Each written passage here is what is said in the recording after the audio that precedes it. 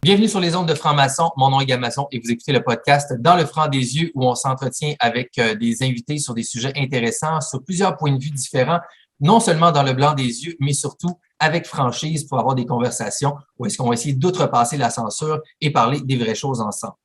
Aujourd'hui, c'est un immense plaisir d'avoir la chance de partager avec vous une voix du domaine médical au Québec qui a été publiée récemment dans un de nos organes médiatiques majeurs ici dans la belle province, mais à qui on a retiré sa tribune le lendemain. Donc, a-t-il été victime de censure? On va en discuter ensemble car il exprimait ses opinions personnelles sur certains conflits peut-être qu'il avait face aux injections vaccinale par rapport à certaines catégories de patients dans sa pratique. Donc, le 26 octobre 2021, dans la Presse Plus, le docteur René Lavigueur, médecin de famille, lui basé à Sainte-Anne-des-Monts en Gaspésie, avait publié une lettre qui s'intitulait ici, j'ouvre les guillemets, « Vaccination des enfants, les dilemmes d'un médecin de famille en temps de COVID-19 », fermez les guillemets. Alors, dans cette lettre, personnellement, moi, j'avais pu y lire des propos qui me semblaient très nuancés, très intéressants et surtout qui démontraient, je trouvais, plusieurs aspects du problème et qui parlaient aussi d'un point de vue qui venait de l'intérieur d'un médecin. Donc, comment lui exprimait sa propre vision de la chose en lien avec comment aborder surtout la question avec les parents des injections avec les enfants sur la question donc de la vaccination pour la COVID-19 et également, il prenait en compte le point de vue du code de déontologie des médecins. Alors, c'est une lettre qui faisait un peu du bien à lire peut-être et qui résonnait avec moi et avec, je pense, plusieurs personnes dans la population, étant donné qu'on a eu un son de cloche assez unique dans nos médias récemment de la part de nos organes gouvernementaux et de nos systèmes médicaux. Donc, ça a été dur d'avoir des points de vue différents et là, on en avait un ici. Mais lorsque ça a été, à la grande surprise de tout le monde, et la mienne principalement, retiré le lendemain, eh bien, le docteur Lavigueur, lui, ensuite de ça, a été peut-être pas victime, mais a subi une réaction, si on veut, assez intéressante de la part des médias. Donc, il y a eu plusieurs organes médiatiques qui ont publié ensuite des réactions à ça.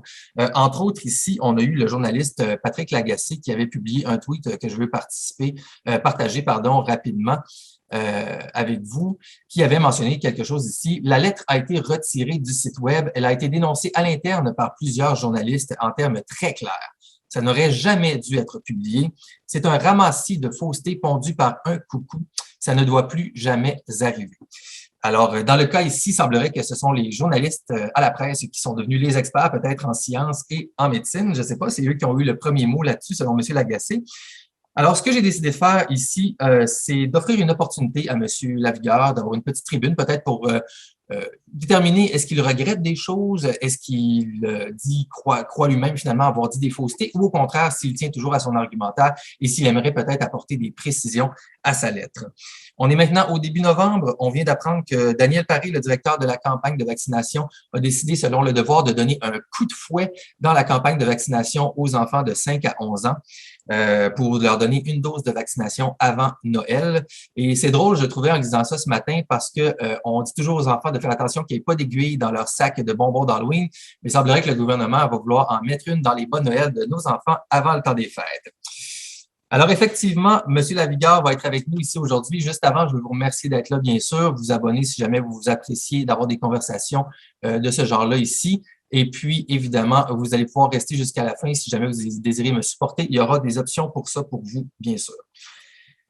Dernier petit avertissement avant de commencer l'épisode. Je vous avertis, je ne suis pas un médecin ni un expert médical ou scientifique. Les propos de mon invité sont les siens et il n'y a pas non plus de relation patient et médecin qui sera créée dans cette entrevue-là. Si jamais vous avez des questions médicales, je crois que vous devriez vous référer à votre propre médecin de famille ou votre autre médecin à qui vous faites confiance.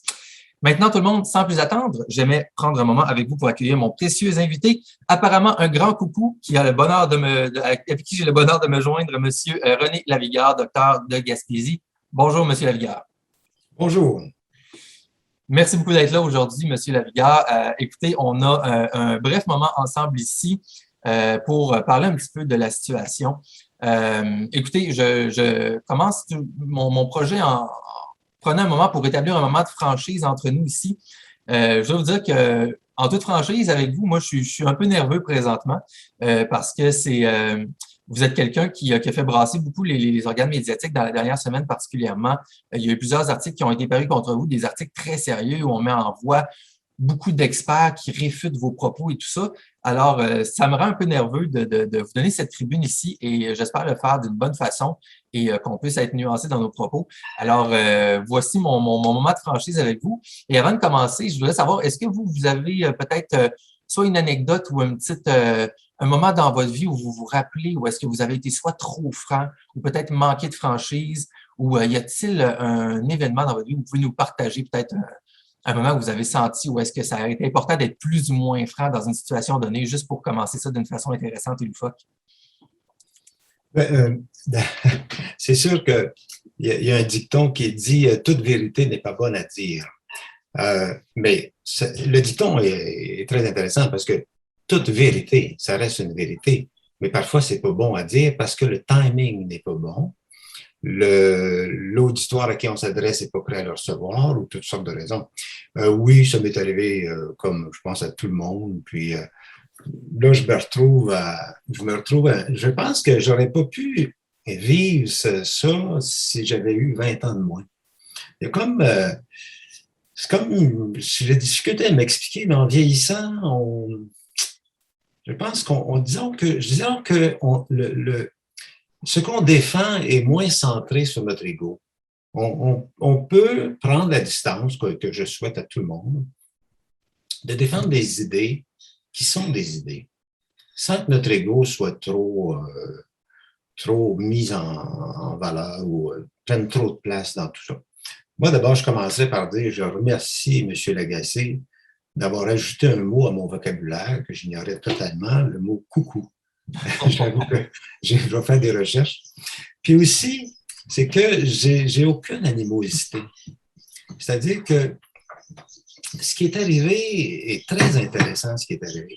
Parce que moi, j'invite, ben là, c'est difficile, mais j'inviterais tout le monde à lire le contenu de la lettre qui a été retirée. Puis d'ailleurs, j'ai envoyé tout ça au Collège des médecins du Québec, ainsi que ma réplique qui n'a pas été publiée. Puis je trouve que c'est toujours gagnant que de jouer la carte de transparence. Alors pour moi, je retire rien de ce que j'ai dit. Et dans ma réponse, mon erreur a peut-être été de ne pas fournir toutes les références scientifiques qu'il fallait. Je ne m'attendais pas à être attaqué sur ce qui est accessoire au message. Puis c'est ce qu'on a fait. On en a profité parce que, bon, on a invité des gens qui ont des lettres à leur titre, qui ont plus de lettres à leur titre que je peux en avoir, et on leur a fait faire des commentaires. Mais tout ça, c'est accessoire. Le message central, personne n'a voulu l'aborder. Qui était, si je ne me trompe pas, plus votre point de vue conflictuel ou éthique par rapport à la situation, c'est bien ça? Bien, le message central, c'est que est-ce qu'il est pertinent de vacciner des enfants sains de moins de 16 ans? Est-ce que la science nous appuie dans ce sens-là? Puis là, c'est ça qui est le message central. Puis la réponse est non. C'est fortement documenté dans la littérature, puis toutes les références, bien, je vous les ai envoyées d'ailleurs, vous pouvez les publier d'une façon ou d'une autre si vous voulez, mais je suis absolument pas gêné évidemment, c'est une question d'information. Il faut aller dans la littérature mondiale, pas simplement au Québec, là, il ne faut pas se limiter. Puis il faut regarder les commentaires sur tout le phénomène COVID pour savoir que cette question-là des droits de la personne, des droits fondamentaux, la vaccination forcée des enfants, est une question qui est débattue actuellement partout dans le monde et qui est contestée. Mais on fait face à un pouvoir et à une pensée monolithique qui est absolument puissante. C'est ça la difficulté. Mais ce que j'ai exprimé, en fait, je le vois, moi, partout dans le monde. Je vois bien que la communauté économique européenne, aux États-Unis, partout dans le monde, c'est contesté, mais tout le monde se heurte à une volonté très puissante. C'est intéressant. Et puis, on va y revenir, je pense, peut-être juste un petit peu plus tard au point particulier des contre-arguments et tout ça, peut-être pour revenir même quelques points sur l'argumentaire. Mais en lien avec ce que vous venez de dire, je trouve ça intéressant parce que oui, je vais mettre bien sûr dans les commentaires pour tous ceux qui veulent consulter la lettre qui est encore disponible sur le web malgré tout et aussi ce que vous me permettez d'ajouter peut-être avec vos répliques. Mais dans la lettre initiale, justement, vous dites une phrase, j'ouvre vos guillemets à vous. Toute ma pratique s'est articulée autour d'un souci constant, celui de ne pas nuire. Mon allégeance première est envers la mère, l'enfant et toute personne qui sollicite mon aide. Alors pour moi, ça, c'était un peu le cœur justement de la lettre et je pense que c'est un peu à ça que vous faites résonance aujourd'hui. C'est-à-dire que vous, ce que vous défendiez, c'est l'idée d'être transparent en fait et franc avec vos patients. Et si je me trompe pas, vous viviez un peu des réflexions internes par rapport à ça et la mission un peu peut-être qui vous était donnée par, si on veut, les institutions en termes de vaccination. Et ça me porte à vous poser cette question-là ici. Donc, est-ce que ça a été graduel? Est-ce que ça a été un moment précis ou est-ce que vous avez un déclic que vous avez fait, oh non, là, il y a quelque chose qui ne fonctionne pas, je dois prendre parole. Comment la genèse de cette lettre-là est venue pour vous, M. Lapierre? Vous savez, je dirais que tout le monde, dans notre quotidien, on a des choix à faire qui peuvent être basés sur une éthique fondamentale personnelle. Puis moi, je pense que tout le monde a une éthique qui est assez élevée en général. Parce que si on vraiment, pour les gens qui se connaissent, le moins de gens qui se connaissent, l'éthique humaine fondamentale est forte. Puis souvent, elle doit prédominer. Ensuite, on a une éthique du Collège. Nous, comme médecins, on est soumis au Collège des médecins du Québec qui donne une éthique. Mais en réalité, l'éthique, c'est le gros bon sens. Puis, il y a dans notre cours de médecine, il y a une phrase latine qui dit « primum non nocere », ça veut dire, premièrement, de ne pas nuire. Mais ça, c'est comme logique, là. Tu sais, si je vous disais, est-ce que vous êtes prêt à mettre une substance, à donner une substance à avaler à votre enfant qui est pas très connue, qu'on connaît pas trop les effets secondaires, mais comme ça, est-ce que là, vous allez dire, ben là, garantissez-moi que c'est pas nocif, puis peut-être, s'il y a un avantage, je vais le faire. C'est ce que vous allez me répondre spontanément, sans avoir un cours de médecine. Si vous me le dites, ouais, mais j'imagine que là, le conflit, c'est est-ce qu'on dit ça avant de procéder à la vaccination ou pas? Ben, ça, c'est exactement. Mais là, c'est la question aussi que une des règles d'éthique du collège qui a été formulée, c'est de dire que chaque personne a droit à un consentement libre et éclairé, libre de toute menace ou contrainte. C'est textuel. Alors là, bon, information libre et éclairée. Là, chacun de vous, je vous pose la question, est-ce que vous pensez que l'information qui nous a été donnée depuis 18 mois est libre et éclairée au Québec sur le COVID? Moi, je pense que quand on se met comme mission de vacciner tout le monde ou de passer un message, ben, on met de côté des informations, puis je pense qu'on a malheureusement laissé tomber. On a pris le pari de dire il ne faut pas semer le doute dans la population parce que notre objectif, c'est de vacciner les gens. Mais en semant pas le doute, on tasse de côté certaines informations. Et moi, je dis que retenir certaines informations, c'est de la désinformation. Alors, bon, mais moi, dans mon bureau, le dilemme est différent. Je ne suis pas un politicien. Alors, la personne vient me voir, puis elle me demande, docteur Vigueur, moi, je n'aime pas trop ça, cette histoire-là de vaccin. Qu'est-ce que vous en pensez, vous? Bien là, de par mes lectures, moi, je sais que c'est un vaccin expérimental. C'est-à-dire que dans les phases normales, vous savez, quand un nouveau médicament est inventé par une compagnie pharmaceutique, on veut le mettre sur le marché, on passe par le crible des agences qui doivent les étudier. Là, on nous dit quelle expérience avez-vous fait chez les animaux, chez les groupes d'humains, ensuite, comme prochaine étape, et qu'est-ce que vous avez donné comme résultat, ensuite, bon. Il y a différentes étapes. Ça, c'est purement technique, là. Mais là, comme on considère que c'est une urgence sanitaire, il y a une loi qui permet d'escamoter les étapes et de le mettre en marché sans qu'il soit pleinement autorisé. Parce qu'il faut comprendre actuellement que là, il y a une autorisation de mise en marché. C'est ce qu'on appelle en anglais le EUA, donc le Emergency Utilization Authorization. Et en français, c'est comment on l'appelle en français? Ah, je ne sais pas trop comment on le dit. Utilisation d'urgence. d'utilisation en cas d'urgence. Et parce que c'est vrai, parce qu'on attribue, quand les gens normaux disent ça, que c'est pas approuvé encore, ils se font comme étiqueter comme étant un peu, justement, coucou, quelque chose comme ça, mais c'est une réalité factuelle. Ce ne sont pas Et la réalité, c'est que sont autorisés il y d'urgence. en a qui n'aiment pas le mot expérimental. Évidemment, le gouvernement ne vous dira pas que c'est un vaccin expérimental. Mais si on vous dit que la compagnie reconnaît qu'elle ignore les effets à long terme de son produit,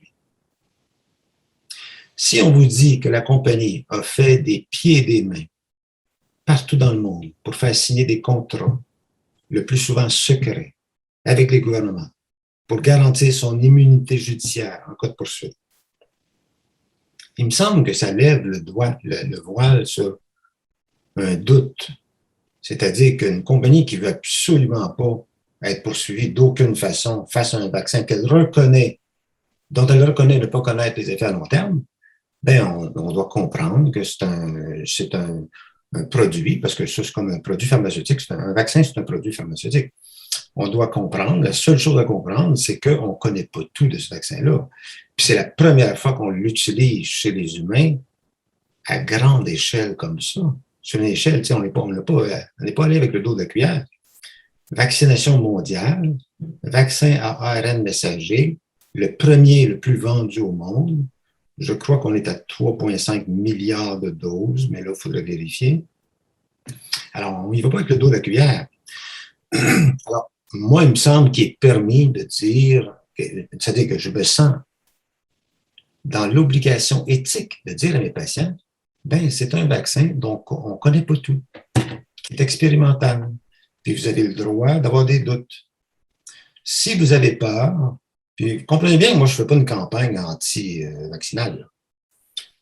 Puis on va revenir tantôt, j'espère, sur la définition de ce que c'est qu'un anti-vax. Ça, c'est. Moi, je vais vous en proposer une. Moi, si la personne m'arrive devant moi et elle me dit, moi, là, j'ai entendu tout ça, puis je veux que d'abord, ils ne me le disent pas, parce que ceux qui sont d'accord avec la vaccination vont se faire vacciner, puis ils ne viennent pas dans mon bureau m'en parler. C'est correct. C'est pas moi j'ai pas de campagne à faire, j'ai pas rien à vendre. Mais les gens qui viennent dans mon bureau et qui m'interrogent, là, je suis soumis à cette obligation déontologique d'une information libre. Et bien libre, je n'ai pas de contrôle là-dessus, mais éclairée. Ça, alors, je leur donne les pour et les contre. Puis ensuite, des fois, on est dans un dilemme, parce que là, la mère me dit, mais qu'est-ce que je fais? Mon enfant va être retiré de ses sports favoris. Il ne pourra plus aller jouer avec ses amis. Il ne pourra plus aller à la maison de la culture. C'est ça l'affaire, c'est que là, les gens... socialement. Ben là, qu'est-ce que je réponds à ça? Ben, je dis, pauvre madame, moi, cet aspect-là, j'ai aucun contrôle. Je le dénonce parce que c'est justement ce qui fait que ce n'est pas un choix. C'est présenté comme un choix. Le gouvernement présente ça comme un choix. Vous avez le droit de dire oui ou non. Sauf qu'il y a une contrainte et une menace. Ce qui fait que ce n'est plus un choix, c'est une obligation. Alors, je comprends très bien les politiciens qui vont parler de choix parce que ça passe plus facilement. Mais c'est un choix déguisé. Absolument. En réalité, c'est une obligation vaccinale.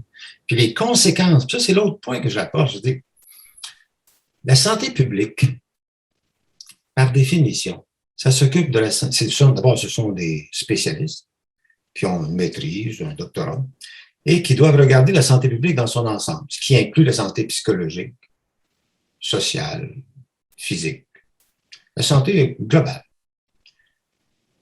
Il me semble que la santé publique doit tenir en compte que quand on contraint, quand on isole les enfants, quand on les retire de l'école, il y a un prix à payer au niveau retard scolaire, au niveau santé physique, on le retire de tous les sports, alors qu'une des priorités de la santé publique, c'est la lutte contre l'obésité. On sait que durant le COVID, le taux d'obésité aux États-Unis a augmenté chez les enfants. La santé psychologique, les psychologues sont débordés, n'en peuvent plus. Alors, moi, je pense que la santé publique devrait rendre public, puis devrait rendre un débat ouvert. Quels sont les avantages et inconvénients des contraintes qu'on a imposées et qu'on impose encore aux enfants, les avantages versus les inconvénients. On ne peut pas tout sacrifier à l'autel du COVID. Et également, si je m'abuse pas, ben, d'un côté aussi dans la population, les gens qui sont plus dans la résistance, comme on peut dire, et puis qui se posent des questions, moi, ce que j'entends de part et autre depuis un an environ, c'est justement, c'est une soif de ça, c'est une soif de plus de transparence, de plus de débat.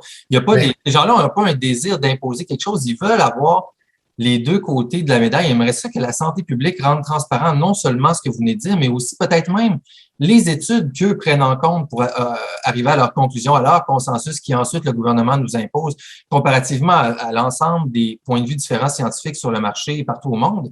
Et il semble que ça ici, ben ça devient comme un message qui finalement est comme, je sais pas si c'est caché, mais en tout cas, on n'y a comme pas accès de savoir sur quelles études, quelles sciences, quels mécanismes vous trouvez et sont les plus efficaces pour faire vos recommandations à notre gouvernement.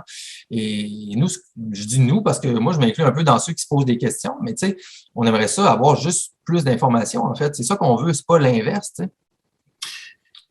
je vous touchez un point sensible. Moi, je pense que d'abord, les lois font en sorte que la gestion d'une maladie purement, qui est une maladie qui relève de la science médicale, la gestion de ça est politique. Alors, les lois du Québec font en sorte. Il y a d'autres pays qui font les choses différemment. Je pense à la Suède, où ils ont laissé les coups des franches à la santé publique. Bon, maintenant, quand on laisse ça aux politiciens, bien, les politiciens, c'est eux qui ont véhiculé, probablement avec des bonnes intentions, mais ils ont véhiculé une pensée unique parce qu'ils veulent passer leur message. Puis là, maintenant, le résultat, à mon avis, c'est une fracture dans la société. Entre les enfants, les enfants, les grands-parents, les grands-parents qui ne veulent plus voir leurs petits-enfants parce qu'ils ont peur d'être infectés parce qu'ils ne sont pas vaccinés, les enfants qu'on leur dit ils pourraient tuer leurs grands-parents par leur contact, ce qui est une erreur, complètement, ce qui est faux. Ensuite, les fractures au niveau sociétal, à tous les niveaux, comme vous savez, économique et tout ça, qu'est-ce qui ferme pas. Alors, je pense que ce mode de gestion-là est contre-productif, puis on voit le désastre que ça fait. Même moi, parmi mes confrères, c'est très difficile de soulever, juste de discuter. Ça doit être très difficile et peut-être pouvez-vous élaborer un petit peu là-dessus. Est-ce que vous avez vraiment des froids entre, même à l'intérieur du système médical, que là, il y a des médecins qui ne veulent plus entendre parler d'autres médecins, tout ça. Je ne sais pas si vous pouvez élaborer, mais ça doit être fou. C'est exactement ça. C'est très difficile. Il y a des médecins qui sont des vrais scientifiques et qui acceptent, qui sont ouverts. Hein? Mais c'est difficile chez les autres. Parce que tout le monde se sent menacé. C'est comme on a adopté, c'est comme une religion. Hein? Le gouvernement nous dit quoi faire, tout le monde a peur. Bon, regardez, suivons donc tous la ligne, puis ça va être simple, ça va bien aller. Mais la science, c'est pas ça. La science, c'est fait de controverses. Puis d'ailleurs, la réaction, si on peut venir sur ce sujet-là, la réaction que mon article a suscité est très intéressante. C'est très intéressant parce que tu te dis, d'abord, là, c'est certain, c'est dommage parce que les gens qui nous écoutent n'ont pas lu la lettre. Bon, moi, j'invite à la lettre. D'ailleurs, on m'a suggéré de faire une plainte pas la presse, mais comme ceux qui gèrent le droit de parole à la presse, puis à l'Ombudsman, pour protester contre le retrait de cette lettre-là. Cette lettre-là, c'était pas une incitation au meurtre, une incitation. J'ai pas fait la promotion du nazisme. Vous liriez ça, puis vous diriez, ben, c'est quoi le problème? Non, mais comme je vous disais, de toute façon, juste pour les gens à l'audio sur YouTube, elle est disponible en archive sur Internet, fait que je vais la mettre dans les liens. Donc, vous pouvez même aller avant ou aller tout de suite aller lire la lettre et puis revenir après. Je dis que c'est très intéressant parce que ça corrobore le fait qu'on est rendu, on a sacrifié la liberté de parole, une partie de notre démocratie, une partie de notre culture d'échange des idées. On a sacrifié ça un peu sans s'en rendre compte au fil du temps depuis 18 mois. Et ça, c'est grave. Bien, alors, là, bon, si on en revient au sujet des scientifiques, bien, les scientifiques qu'on a demandé à contribution Mais d'abord, dans la lettre que je t'ai fait parvenir. Je vous pose une question. Je vous interromps une seconde, M. Lavigueur, parce que il y a tellement de choses que j'aimerais savoir de vous, mais entre autres, par rapport à la question, justement, quand on dit les scientifiques, et vous, votre rôle aussi, parce qu'il y a tout un système, hein, il y a une certaine hiérarchie, si on veut, il y a un écosystème entre la science, la médecine, le gouvernement et puis les patients. Et ce que j'ai un peu dénoté aussi dans vos propos, et peut-être vous en profiter pour adresser ce point-là, c'est que le médecin, en fait, c'est pas nécessairement non plus il y a une relation particulière que vous avez à la science. Donc, c'est pas non plus vous qui décidez la science. Vous aussi, vous êtes un peu plutôt l'intervenant qui va faire le médiateur entre ce que la science est décidée et le patient. Et ensuite, c'est au patient final de donner son approbation finale éclairée idéalement. Donc, je ne sais pas si vous pouvez, dans ce que vous allez commenter, peut-être ajouter aussi votre rôle vis-à-vis justement de la science en tant que médecin. Ben, moi, je dirais que les scientifiques que vous entendez à la télévision ont une pensée qui, dans la très grande majorité des cas, est conforme avec la pensée officielle. Mais il y a beaucoup de scientifiques qui se taisent. Si vous regardez dans la littérature internationale, là, le jeu se passe un petit peu aussi, c'est-à-dire qu'il y a des scientifiques qui sont mis à l'écart parce que leur discours est trop dérangeant. Mais chose certaine, ce qui arrive avec le vaccin était prédit par de nombreux virologues du monde entier. C'est-à-dire qu'il y a un principe fondamental, c'est que on ne vaccine pas en pleine pandémie. Si vous vous rappelez, l'influenza, chaque année, on vaccine en prévision d'une pandémie qui vient, annuelle. Bon. Mais là, on a décidé, on a considéré que l'urgence sanitaire était telle qu'il fallait immédiatement vacciner sur la terre entière. Mais le principe reste là. Puis il y a des raisons médicales, c'est-à-dire fondamentales, qui font que c'est immunologique en réalité. Puis là, je ne peux pas aller dans les détails, là, mais... Est-ce que vous faites référence, entre autres, à docteur, je pense que c'était Gert van der Beek, que j'aime ça, qui parlait que le mécanisme, quand on vaccine en pleine pandémie, ça peut occasionner des pressions. Exactement. C'est-à-dire qu'on amène, c'est-à-dire que c'est le parallèle à faire avec les antibiotiques et la résistance aux antibiotiques des bactéries. Alors, tout le monde sait maintenant, heureusement, que quand on donne trop d'antibiotiques à mauvais escient, on se retrouve avec des germes qui résistent à nos antibiotiques. Puis là, on est obligé d'en utiliser un deuxième, un troisième, puis finalement, il y a une résistance. Quand on vaccine en pleine pandémie, on force le microbe à résister. Et c'est pour ça que les variants apparaissent. Alors, le virologue qui a contesté ou qui a dit son opinion a dit que si on n'arrête pas la vaccination, les variants vont continuer à se propager. Ben moi, dans la science, il y a toujours des pour et des contre. Moi, j'aimais l'idée, qui n'est pas mon idée, loin de là. J'aimais l'idée qui est soutenue par de nombreux virologues du monde entier, qui est soutenue dans la littérature, puis pas une littérature obscure, la littérature officielle, que ce sont les vaccins qui sont à l'origine des variants. Et puis pour illustrer ça, la preuve, d'une certaine façon, une des preuves, c'est que plus vous voyez les variants apparaître, plus ils résistent au vaccin. Mais oui, le variant réussit on appelle ça un immune escape en anglais, là. Le variant réussit à s'échapper au contrôle du vaccin. C'est un échappatoire immunitaire, si on veut. Exactement, on peut dire ça comme ça. Alors, c'est intéressant ça aussi comme phénomène parce que là, la compagnie a déjà dit qu'il n'y a pas de problème parce qu'elle peut très bien faire un autre vaccin à ARN messager qui va être mieux adapté aux variants. Ben, c'est une compagnie, c'est entendu qu'elle va avoir une solution à tout, puis elle va pouvoir nous vendre un deuxième type de vaccin amélioré. Mais il faut juste comprendre qu'il n'y a pas de fin à ça. C'est ça, parce que là, on tombe dans les boosters et l'infinité de vaccinations annuelles et tout ça. Et là, pour les gens, ça devient quelque chose, c'est-à-dire qu'à partir de quand est-ce qu'on dit, ne serait-il pas temps de réviser notre stratégie qui est celle de considérer la vaccination comme seul et unique remède à la pandémie?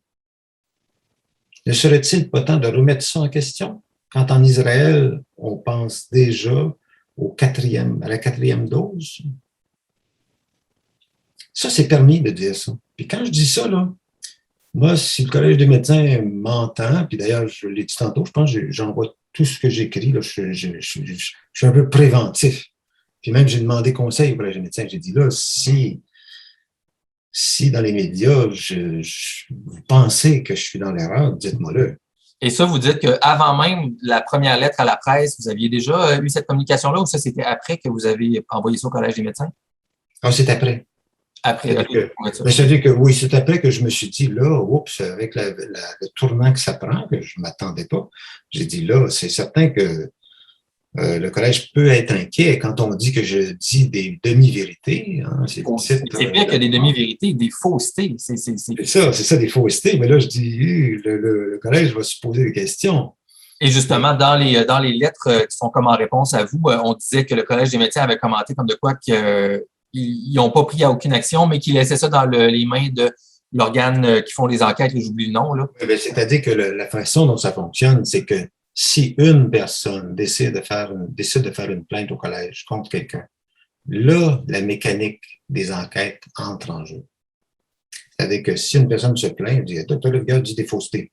Bon, ben là, le collège, dans une visée de protection de la population contre des charlatans. Des mensonges, des charlatans ou des médecins qui disent des choses qui ne sont pas reconnues, ben, le collège protège la population en amorçant une enquête. Alors moi, de façon préventive, ben, j'ai tout envoyé avec les références. Là. Il va peut-être y avoir une enquête, mais je suis tranquille dans... Ce qui me rend tranquille, c'est mon quotidien avec mes patients. C'est que comment est-ce qu'on peut raconter des blagues aux patients? Ça n'a pas de sens, ça, là. Ils nous demandent de l'information, ben, puis comment est-ce qu'on peut rester insensible sur un enfant, une mère qui me dit que son enfant pleure tous les jours parce qu'elle elle-même a refusé de se faire vacciner, puis par conséquent, elle ne peut plus aller à son sport, elle ne peut plus voir ses amis, elle ne peut plus aller nulle part, puis elle reste enfermée chez elle. Ouais. Il ne faut pas rester insensible à ça. Alors ça, là, c'est ça l'essentiel du message que je laissais. C'est ça que les spécialistes ont passé à côté parce que ça, c'est trop difficile à toucher à ça parce qu'on menace en fait l'objectif d'atteindre un taux de vaccination élevé dans le but d'acquérir de herd immunity, l'immunité de masse. L'immunité de groupe, oui, c'est ça. Bon. Mais l'immunité de masse, ça, c'est tout un... Et d'ailleurs, le taux qui a augmenté depuis les derniers mois aussi. Au début, on parlait de 75% de la population et là, maintenant, on est rendu comme par tranche d'âge. Il y a comme tout le temps des modifications là-dessus aussi, ce qui est une autre chose intéressante. Les gens sont comme, voyons, pourquoi on repousse tout le temps la barre de plus en plus haut? Est-ce que la science évolue-t-il tant que ça pendant ce temps-là sur qu'est-ce que c'est l'immunité de groupe? Tu sais? On repousse la barre parce que le variant est en étant moins agressif que le COVID-19 d'origine, est plus contagieux. Il se dissémine plus. Donc, on dit, on est obligé d'augmenter. Mais vous voyez, c'est une lutte entre un virus qui veut garder sa place et une méthode, pour moi, qui n'est pas l'unique méthode qu'on doit utiliser. Puis là, il faut bien comprendre. Quand je parle, là, je vais spécifier quelque chose. Je suis contre l'immunisation des enfants sains de moins de 16 ans. Je ne conteste pas que l'immunisation des enfants vulnérables, encore là, puis ça peut être à la discrétion des pédiatres, ça c'est pas mon domaine, et évidemment des personnes âgées vulnérables, soit efficace pour diminuer le taux d'hospitalisation dans les soins intensifs. Là, il faut que je prenne des précautions parce qu'on va taxer toutes sortes de choses. Mais là, ce dont j'ai parlé dans ma lettre, c'est l'immunisation des enfants de moins de 16 ans sains ne se justifie pas scientifiquement. C'est-à-dire que la balance risque-bénéfice, c'est-à-dire qu'il n'y a pratiquement pas d'avantage à le faire, puis il y a trop d'inconnus, puis trop de désavantages. Alors, on ne doit pas le faire. C'est fascinant, M. Lavigueur. Merci beaucoup de tout ce que vous nous expliquez aussi. Puis je veux qu'on vienne, parce que là, je sais que on va peut-être avoir un autre, peut-être 15 minutes, quelque chose comme ça. On va venir justement au terme, à ces termes-là et un peu à ce que vous pensez de la résistance un petit peu. Vous vouliez peut-être manifester quelques propos là-dessus. Avant, j'aimerais, est-ce qu'on peut discuter un peu d'argumentaire ensemble? Étant donné que mon podcast c'est dans le franc des yeux, j'aimerais ça peut-être avoir juste un ou deux points avec vous et puis aller peut-être du côté un peu plus scientifique. Est-ce que ça vous convient? Bien sûr. Parfait. Parce que moi, tu sais, c'est ça, mon truc, j'essaie d'être dans la franchise la plus totale, tu sais, puis même, je vous le dis, dans le franc de vos yeux, tu sais, moi, personnellement, à mon niveau subjectif et mon expérience personnelle, tu sais, moi, je suis quelqu'un qui est pas d'accord nécessairement fondamentalement avec toutes vos positions, tu sais. Donc, pour moi, tu sais, moi, j'ai bifurqué, même dans mes dernières années, personnellement, selon mon expérience, plus vers quelqu'un qui s'occupe pas qui s'occupe, mais qui croit en le côté plus de la théorie du terrain et tout ça, que la question des germes et tout ça, mais c'est personnel. Mais ce qui m'intéresse avec vous et pourquoi je suis content d'avoir une discussion, c'est qu'on peut parler de ces choses-là. Et moi, ce que je défends, c'est votre liberté à vous de vous exprimer sur comment vous voyez la chose et aussi surtout pour le consentement éclairé. Et comme vous avez dit, que les patients ne devraient pas être ensuite discriminés selon leurs décisions lorsqu'ils reçoivent le consentement éclairé du patient. Et ça, c'est fondamental. Peu importe mes opinions sur un sujet précis avec vous, moi, je trouve ça le fun parce que on peut s'entendre sur des choses fondamentales dans une société qui devrait avoir une liberté d'avoir plusieurs points de vue. Comme, mettons, moi, j'ai pas le même point de vue à 100% que vous, mais on s'entend sur des choses qui sont en théorie fondamentalement démocratiques. Tu sais. Et ça, c'est fascinant. Et d'un autre côté, il y avait des arguments que je voulais peut-être juste voir avec vous pour me faire quand même une bonne personne à la frange dans mon petit jeu ici, parce qu'il y a eu des bons articles, comme on a dit, avec des gens qui ont plein de lettres dans leur nom et tout ça, là, qui a été publié par Radio-Canada et la presse, là, je crois, en réponse à votre lettre. Et je voulais juste dire que il y a des choses qui m'ont fasciné là, quand j'ai lu ça. L'éditorialiste en chef de la presse, qui s'appelait Stéphanie Gramard, a sorti dans un article de Radio-Canada qu'elle dit la désinformation n'a pas sa place dans le quotidien. Donc là, c'est vraiment même l'éditorial de la presse qui vous a encore rabaissé là, il y a quelques jours ici. Mais il y a un point qui m'avait marqué, c'est qu'on contre-argumentait avec vous que ce que vous disiez était sensiblement de la désinformation parce que l'homologation n'avait pas encore été faite pour les enfants de 5 à 11 ans. Fait que là, on disait que ce qu'on vous reprochait, c'était que c'était à l'avance et que vous aviez été trop prématuré dans vos propos. Donc, on a tourné ça comme ça. Et qu'étant donné que la vaccination n'était pas encore recommandée ni approuvée par Santé Canada, ben là, vous attisiez le feu pour rien et vous mettiez des doutes dans la population comme ça. Fait que je ne sais pas si vous avez lu ça, j'imagine que oui. Là. Puis qu'est-ce que vous avez pensé de cet argumentaire-là? Bien, c'est très intéressant parce que vous avez le premier ministre du Québec qui annonce une sortie de crise en janvier après la vaccination des enfants. Vous avez le premier ministre du Canada qui annonce les contrats signés pour l'achat du vaccin pour les enfants. Puis, on me dit que j'anticipe. C'est ça. Ben, je ne sais pas, là, mais il me semble que l'évidence est là. Ensuite, je pense que j'ai vu qu'avant, en décembre, c'est annoncé ce matin qu'en décembre, on va commencer la vaccination des enfants de 5 à 11 ans. Ouais. Alors, je ne sais pas trop de quoi on parle. Bon, l'autre chose qu'on m'a reproché, c'est que l'Organisation mondiale de la santé, que c'était pas vrai. Exact. Qu'elle était contre. Ben, ouais. Ils ont raison. J'ai jamais dit que l'Organisation mondiale de la santé était contre. J'ai dit qu'elle ne le recommandait pas. Exactement. C'est comme si on avait déformé. C'est facile de détruire quelqu'un, vous savez, sur des subtilités.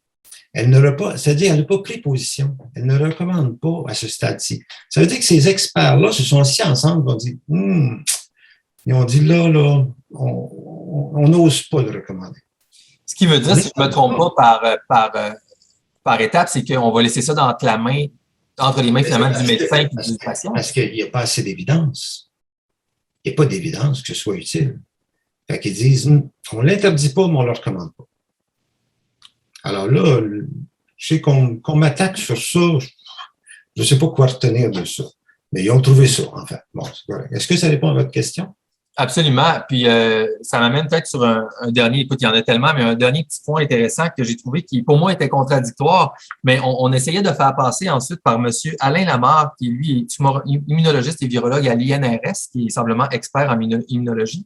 Lui, ce qu'il disait comme contre-argumentaire aussi à votre lettre, c'est qu'il disait, j'ouvre les guillemets, la décision n'a pas à être faite sur une base individuelle.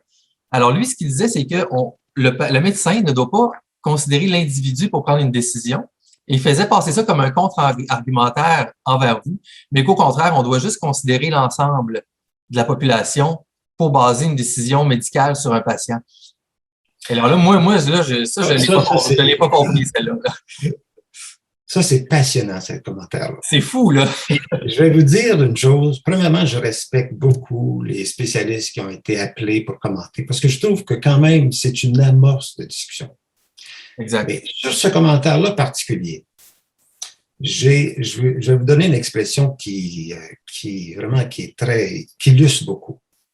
Est-ce qu'on doit utiliser les enfants comme boucliers humains pour protéger la contamination des personnes âgées et vulnérables?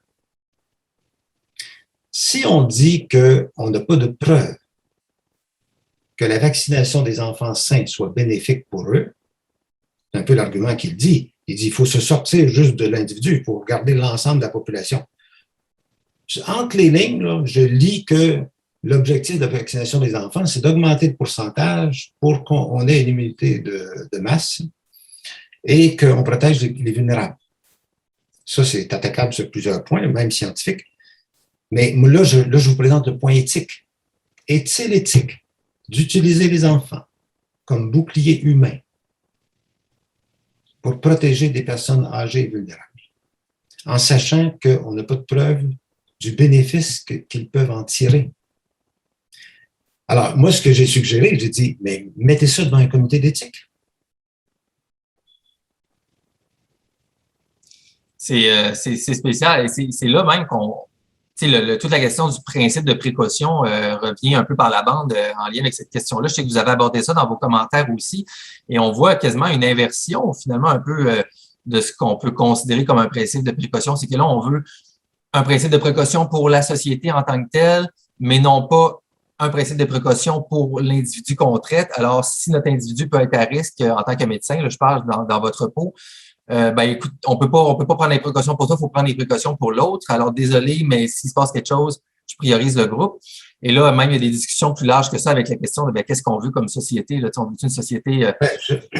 Je rajouterais un point, c'est que les enfants ont payé très cher au point de vue scolaire, au point de vue santé, au point de vue isolement social.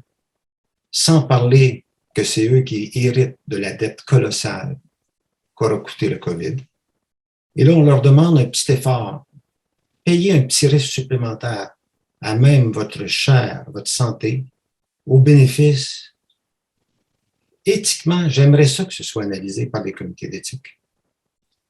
Mais c'est juste un petit effort. C'est un petit 2 semaines, un petit mois, un petit contrat moral, une petite dose, une petite 2 doses, un petit... Et vous comprenez que quelque chose qui paraît bénin. Tu sais, sur le commentaire de l'immunologiste, c'est paraît tout à fait bénin. Il faut se sortir et regarder l'intérêt de... Puis c'est vrai que des fois, l'intérêt de la majorité doit dominer. C'est un principe de droit, d'ailleurs. Hein? Parce qu'on ne peut pas permettre n'importe quoi. C'est-à-dire que pas arrêter sur une lumière rouge, ben, tu peux dire, il n'y a personne, c'est des 2 heures du matin. C'est un principe de droit que ton intérêt personnel, tu es pressé, je comprends, mais l'intérêt de la société, on est obligé de mettre des règles parfois contraignantes. Ça, c'est vrai. Mais est-ce qu'il peut être appliqué dans le cas présent? Non. Non. Ben, écoutez, je pense que votre temps s'en vient tranquillement vers la fin, M. Lavigueur, je veux respecter ça, mais je sais qu'on voulait peut-être toucher quelques mots sur la prise de parole publique, qui, je pense, c'est quelque chose qui vous tenait à cœur un petit peu, d'après ce que j'avais discuté avec vous là, au préalable. Vous m'avez parlé un petit peu que vous... Et je ne sais pas si vous voulez toujours aborder la question, mais que vous aviez je sais pas, vous avez une certaine résonance, une certaine affection pour les gens qui ont décidé de prendre parole publique, mais je ne parle pas nécessairement des débats dans les médias versus les scientifiques et tout ça, mais les personnes, monsieur, madame, tout le monde. Et il y avait aussi la question des manifestations en public et la question des manifestations, justement, par rapport aux enfants avec les écoles. Est-ce que vous voulez toujours aborder ça un peu puis donner votre son de cloche là-dessus? Bien sûr. Bien sûr. Parce qu'une autre...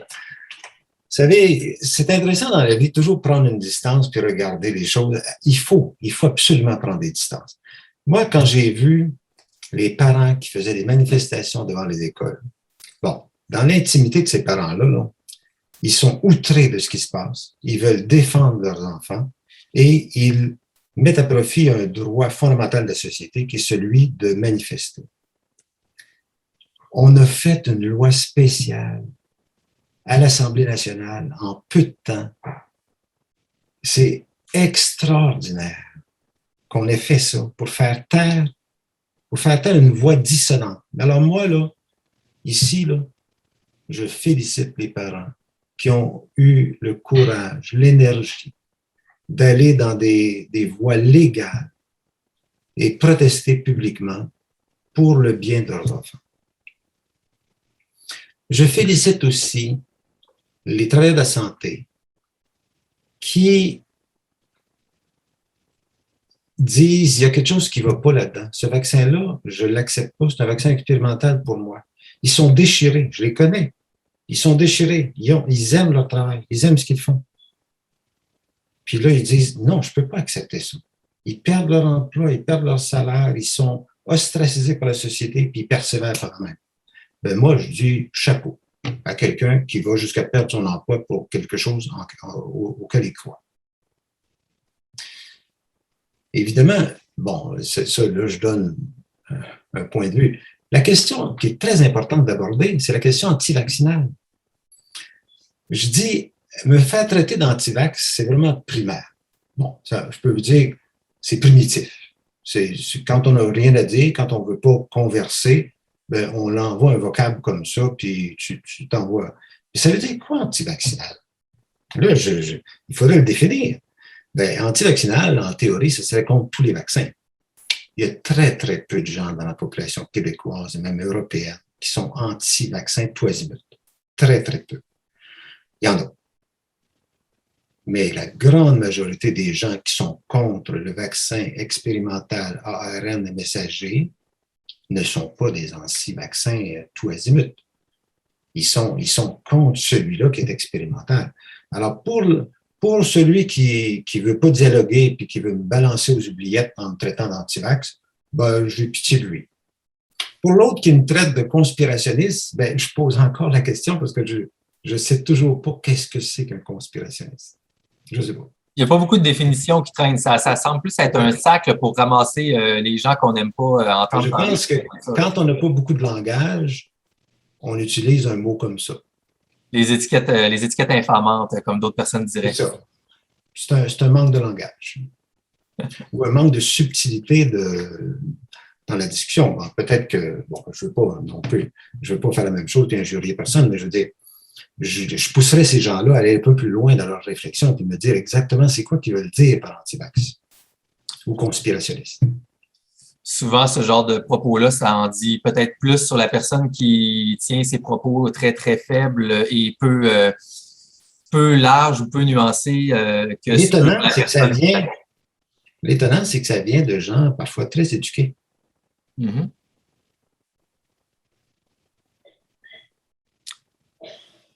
Bien, Monsieur Lavigueur, ça, c'est le dernier propos. En conclusion, si jamais vous pouviez, disons, regarder la caméra et chaque personne de la francophonie dans le franc des yeux, et puis que vous aviez un message à leur transmettre de votre expérience que vous avez vécue publiquement et en lien avec votre carrière, peut-être plus généralement, est-ce qu'il y a un certain message que vous aimeriez dire, quelque chose de frais, un conseil ou bien un mantra, quelque chose dont les gens pourraient peut-être se rappeler suite à votre entrevue aujourd'hui? Moi, ce que je conseillerais, c'est que dire que la connaissance, c'est le meilleur remède contre la peur. Et pour tous ceux qui ont été, puis je comprends très bien la peur des gens, cette pandémie-là a fait peur. Pour tous ceux qui vivent la peur, je leur demande, avant de formuler ou de concevoir des avis, des opinions, ayez l'audace de regarder la problématique dans son ensemble et d'en discuter, d'en parler. Ça, c'est une invitation, va de même à tous les scientifiques. Tu sais, les scientifiques, parfois, ont la même réaction émotive, de dire non, ils ont été pris dans le tourbillon de leur travail et je leur demande de prendre du recul, puis d'accepter, parce qu'eux aussi, tout le monde peut être victime de la peur. Voilà, merci beaucoup. Combattons la peur. Ben, merci à vous, Monsieur Lavigueur, Docteur Lavigueur en Gaspésie. Dites-moi, avant de terminer, est-ce que vous prenez toujours des nouveaux patients à Sainte-Anne-des-Monts ou bien si vous êtes surbooké et vous n'avez plus de place pour personne? Officiellement, je ne prends pas de nouveaux patients, mais je suis toujours sensible à des situations particulières. Parfait. Alors, s'il y a des gens avec qui ça leur résonné, peut-être qu'ils peuvent tenter leur chance, qui sont dans le coin de la Gaspésie pour avoir un médecin qui prend en compte le consentement informé des patients. Ça peut être intéressant d'avoir ça dans nos vies. Alors, tout le monde, c'était le podcast Dans le franc des yeux. J'espère franchement que ça vous a permis d'avoir un point de vue différent peut-être sur la question, un nouveau point de vue pour avoir plus d'angles pour analyser la situation de la question vaccinale chez les enfants. Et puis, de mon côté, pour être franc avec vous, c'est un honneur et c'est un grand plaisir d'avoir ce genre de conversation-là, tout le monde. Donc, je vais aspirer à en avoir plus, bien sûr, dans les prochaines semaines et prochains mois. Si jamais le cœur vous en dit, moi, je ne demande pas de donation, bien sûr, pour m'encourager, mais j'offre des voix. Donc, c'est une offre qui est libre. Si jamais vous avez le goût de me supporter dans mon entreprise ici, contribution par paypal.me/gabmasson, GABEMADESON, ou par courriel interact donation gabmasson en un mot, DONATON, GABEMADESON @gmail.com, et le mot de passe franc, FRANC, de ce point de vue-là ici. Alors, Dr Lavigueur, encore une fois, un immense merci. Moi, je vous souhaite bonne chance. Je ne sais pas si vous allez décider de faire suite à ça avec la petite, peut-être, mise en demeure dont vous parliez tout à l'heure. Si c'est le cas, on va suivre ça de notre côté et espérer que ça fasse des petits de votre bord. Et bien sûr, au nom, je pense, de tous les gens qui se questionnent au Québec, dans la francophonie, les gens qui ont soif d'avoir du débat un petit peu plus sur ces questions-là et qui ne demandent qu'une chose, c'est d'avoir un consentement informé, je vous transmets du plus profond du cœur un grand merci. Merci. Au plaisir et bonne poursuite.